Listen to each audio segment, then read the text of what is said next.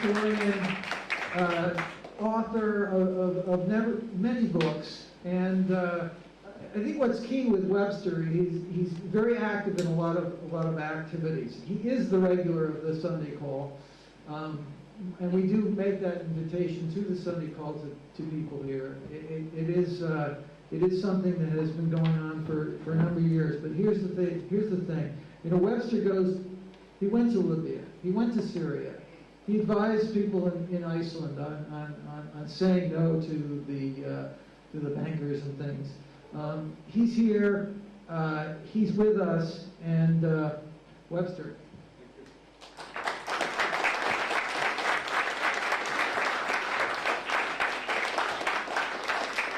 Thank you so much. Thank you for your kind applause. Now, since we already heard about book tours, I am on a poor man's book tour. It's going to be the Chinatown bus for me. But let me call your attention to my book, just published in the last week or two, Just Too Weird, Bishop Romney and the Mormon Takeover of America. With polygamy, theocracy, and subversion. And I especially recommend the polygamy chapter, which gets quite interesting. I wrote 2 books against Obama in useful time to try to prevent him from getting the nomination. They didn't listen to me. And now I'm trying to tell the American people, you can't vote without knowing these basic facts about the history of Mormonism, which is a political faction. It's a theocratic political party, or Freemasonry, which somehow masquerades as a religion. Now, I also want to call your attention to this document.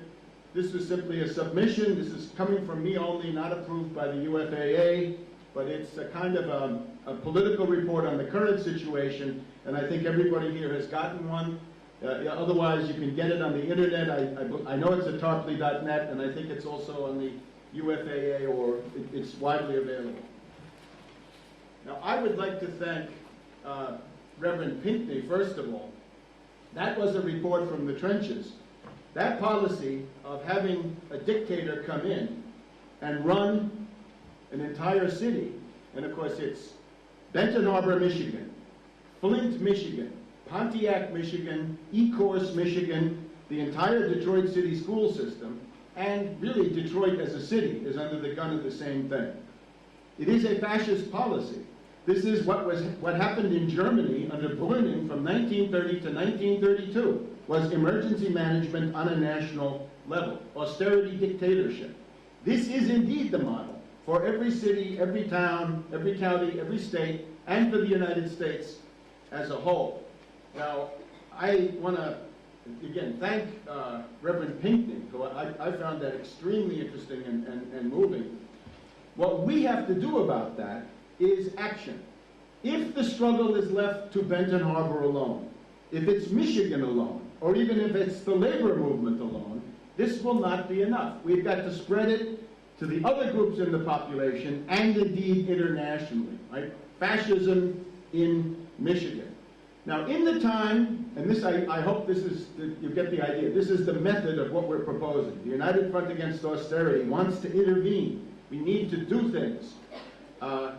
And above all, we've got to link up the otherwise fragmented and isolated struggles into some kind of a common front, powerful as we can make it, with a program. And I would say the following.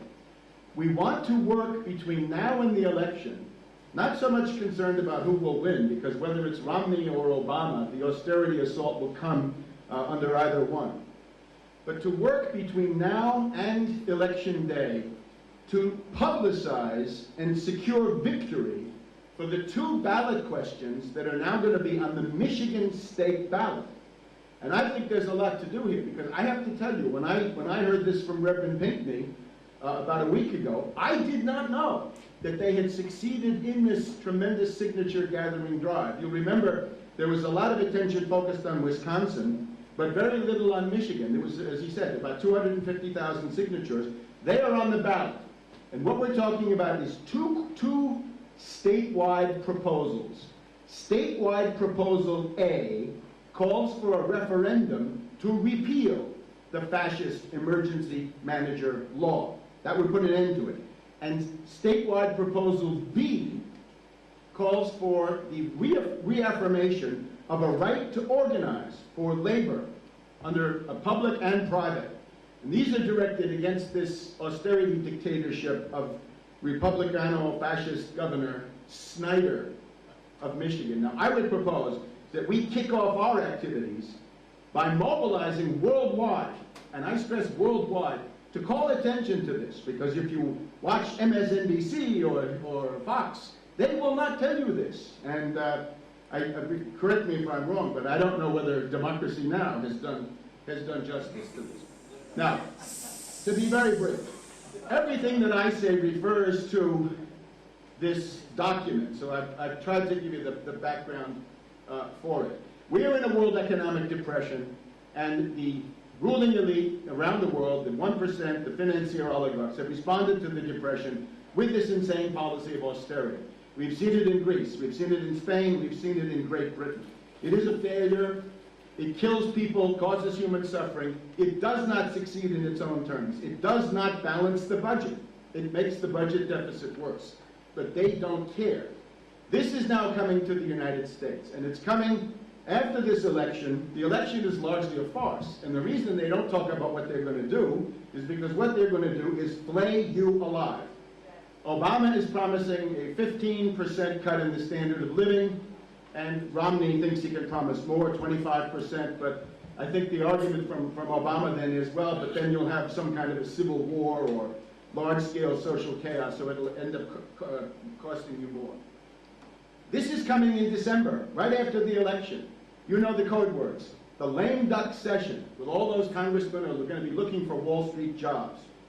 The fiscal cliff, a complete piece of manufactured hysteria, and the grand bargain. Obama, in his acceptance speech, said that he was eager for a grand bargain with these fascist Republicans in the House of Representatives. And just in the last couple of days, we've had the famous Des Moines Register interview with Obama. It was off the record. It then became on the record, and it has shocked a lot of people. He says that he is absolutely committed to the policy of the grand bargain. Now, that leaves a lot of people in a terrible situation. The AFL-CIO, the main trade union organization, is going to be mobilizing and spending and sweating blood for Obama up to November 6th. On November 8th, they're going to be organizing against Obama. They're going to be mobilizing for him up to November 6th, and then they've got to pivot, as they say, and then go against him on the austerity issue. We have to have, I guess, sympathy for brother Richard Trumka, the head of the AFL-CIO. He's now on record saying he does not want a grand bargain, because a grand bargain means tax cuts for the rich and austerity cuts, killer cuts for working people, Medicare, Medicaid, Social Security, and the social safety net. But naturally, we are the United Front Against Austerity. We can give brother Trumka some advice. Here's what he should do, two things. The first thing he needs to do is to link this mobilization, which the AFL-CIO is going to have on November 8th. They will have local events and other events protesting austerity.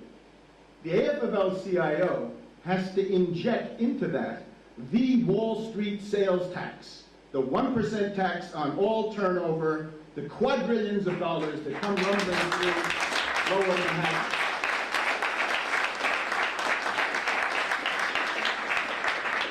The quadrillions of dollars. Austerity is not necessary. The only reason we have it is because Wall Street pays no tax. Here in the state of New York, there is a Wall Street sales tax. It would provide $20 to $30 billion for the New York State budget, but the Democratic Party and Republican governors, since Governor Hugh Carey, have given it back to Wall Street under extortion that otherwise they'll go to New Jersey. So here's what Brother Trumka needs to do. To say, we reject austerity, there will be no austerity. We're demanding the 1% Wall Street sales tax. We're demanding that that be passed immediately by these lame ducks. Let them pass this, the Wall Street sales tax. And in order to make that stick, we want a general strike. We want a general strike all across the United States And the platform of the general strike is the Wall Street sales tax.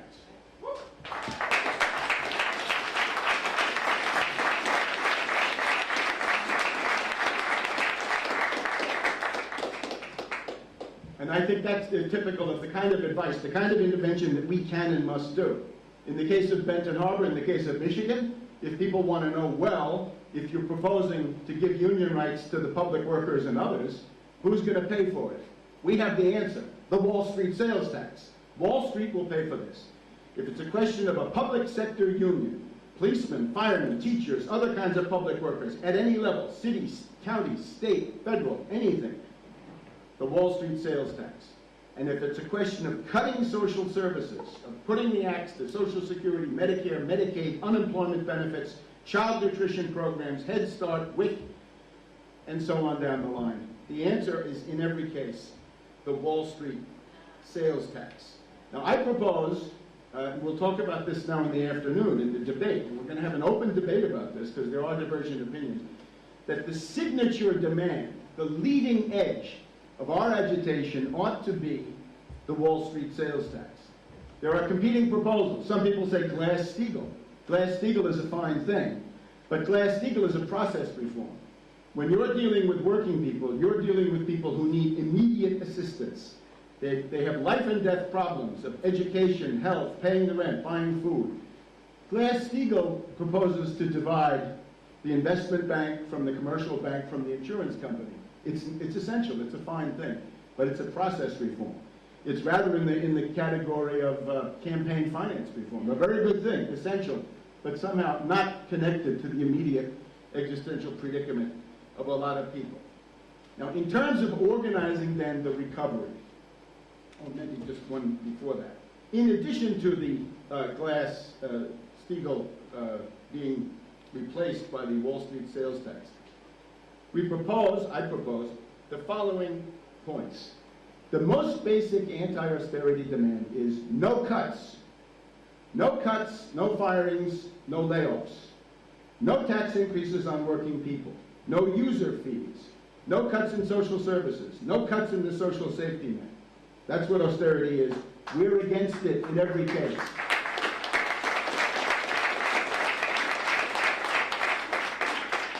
Our second point is the student loan amnesty.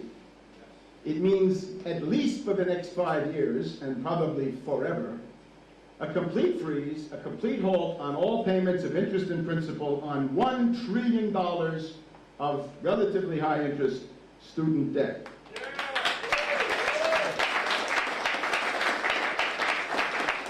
This could be done by executive order, and it's very clear. I can show you how. The student loan problem, this $1 trillion of debt, is stopping the normal progress of human life. When young people get out of college, they need to find an apartment or someplace for them to live on their own as adults. They've got to get married. They've got to have children. Along the way, they may pursue advanced degrees. The $1 trillion of student loan debt is stopping human life, or in technical terms, the process of social reproduction is now in collision with the question of debt and the contracts that have been sealed. But now, we have an even more potent argument. Leon Panetta, the Secretary of Defense, said the other day that U.S. troops are now more afraid of going bankrupt through student loan debt and other forms of debt. They're more afraid of that than they are of combat with the enemy. It's interfering with the military, and it's interfering with their security clearances, because if you go bankrupt, you lose your security clearance, because it means you have a chaotic life. Now, since we're in the season of the 150th anniversary of the Emancipation Proclamation, it reminds us that under a war emergency, you can do all sorts of good things. And in this case, it would be possible simply to issue an executive order saying, under the argument that even a Republican would have a hard time refuting, we're freezing all student loan debt payments for 5 years, and then we'll talk about it, but don't hold your breath. It would be a way the zombie bankers down the street could say thank you to the younger generation for the fact that they were bailed out under the tarp and with $27 trillion of Federal Reserve funds.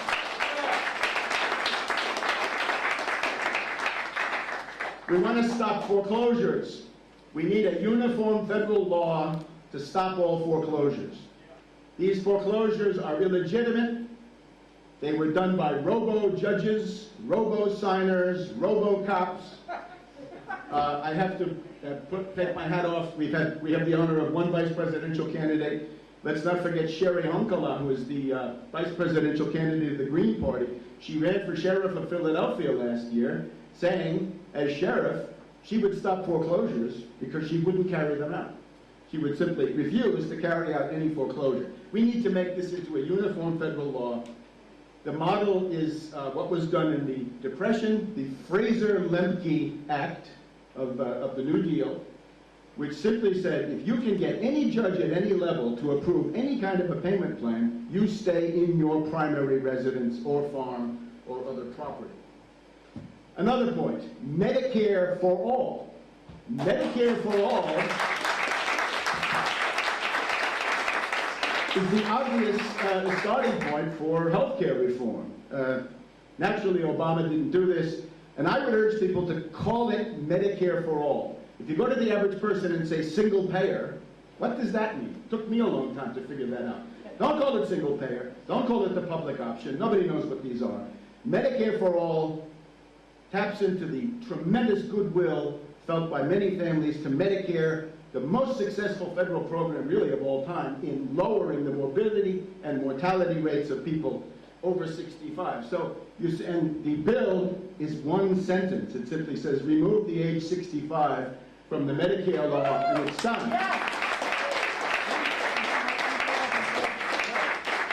One or two more.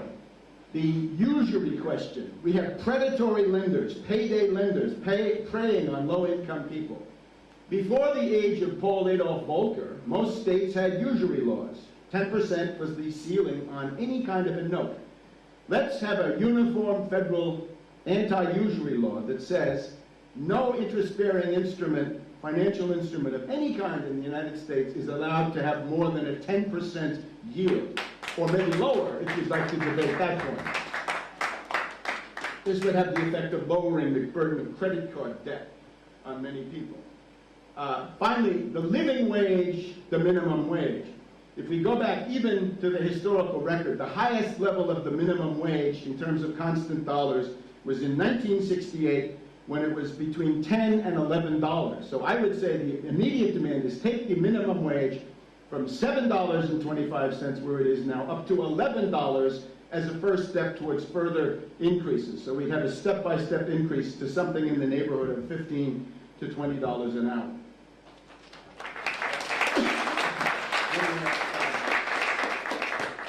One last point now, or actually two. The question of the recovery is, I think, the heart of the entire matter. Now, we have Paul Krugman and other Keynesians who say, simply have an on-federal budget jobs program. And I would say this is not the best way to do it. The federal budget is going to be in demand because of these social safety net proposals that we're making. Rather, we have to look at the Federal Reserve. The Federal Reserve has got to be nationalized, seized, federalized, deprivatized. You call it what you want. We want that credit-creating power to organize a recovery. The zombie banks can never do it. The zombie banks down the street are bankrupt, derelict entities themselves. They're choked with bankrupt derivatives. Rather, what we need is to seize control of that and start putting out a credit stimulus, is the name for it. Call it an infrastructure window, a Main Street window, 0% federal credit with maturities up to 100 years, the century bond, in order to allow the states to build the entire interstate highway system, including bridges, rebuilt, the entire rail network, passenger, freight, and commuter, rebuilt. We've got to rebuild the entire electrical grid, production and distribution. We've got to rebuild the canals, water systems, and ports. How long since we built a new port? Other countries are building them. We've got to build schools. We need about 1,000 hospitals to get back where we were under the situation in about 1970. Public housing. How about public housing that could be built using 0% credit. The only thing we need to do is to get through this principle of forcing the Fed to do what we say. The other thing, of course, is the Federal Reserve has to drop its preferential treatment of banks, financial institutions, again, zombie bankers, hedge fund hyenas, and instead put itself at the service of production. If you're in manufacturing, mining, energy production, scientific research, farming, anything that produces a tangible physical product, then you get preferential treatment, not the financial services guy. So we redress the balance in favor of making things, as they say on television these days. Finally, just to re-stress, the organizing method is that of the United Front. We've heard from distinguished representatives of the tradition of Martin Luther King. We're all in it. King's program at the end of his life was what? To unite civil rights with anti-war and labor. He died supporting a strike of the Memphis garbage men, largely black garbage men. That's our method. We're trying to build the broad front. That's the United Front. We need to look at Benton Harbor, Michigan, Michigan in general. We've got to look at Freeport, Illinois, where there's a company, Sensata, is fighting Bain Capital. There's going to be a Walmart strike soon. We need to intervene to get those two ballot questions passed in Michigan. After that, we've got to intervene, and we've got to intervene the whole time to make Brother Trumpka see the light. We need the Wall Street sales tax and a nationwide general strike.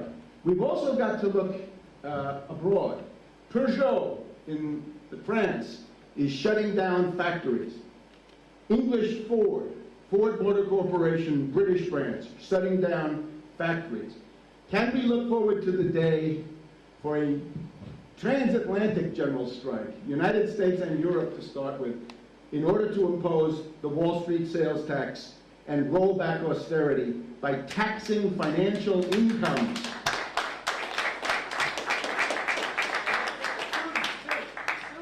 And students, yeah, sure. Well, of course, the general strike means everybody. General strike, by the way, means everybody in the entire society. Unemployed, employed, unionized, non-unionized, every minority, every group, every organization that there is. Now, in the afternoon, I hope we can develop a real programmatic discussion. The time for protest is over. Occupy Wall Street had positive results for a while, but ultimately it has left us with not much at the end of the year. If you look at the Tea Party, they put 80 members into the House of Representatives and 6 senators. I'm looking in vain for something similar coming out of Occupy Wall Street. A lot of people were hijacked by Ron Paul and his demagogy, and it turned out that Ron Paul was a wingman for Romney, and that Ron Paul's austerity was the worst of all. $1 trillion of cuts in the first year. That's a program for genocide. We're now looking at a void at the center of American protest or anti-establishment politics. There's nothing left. A lot of the movements that had existed have been essentially swept away by Obama, and now with Obama receding, there is now this empty space, which I think it is our task to fill. So we urge people to get in touch with us. Get in touch with the United Front Against Austerity. Link up to the things we're doing. And if you've got an isolated situation of struggle, get in touch with us and let's see what we can do nationally and worldwide to try to at least call attention and do propaganda. And we're looking forward to all kinds of activities, propaganda and education activities in this lame duck period, which is coming up now. So we want to thank everybody who contributed, I think, to the clear success already of this effort, and stay with us for the rest of the day, because we will have essentially an open mic in the afternoon and a real programmatic debate. So thank you very much.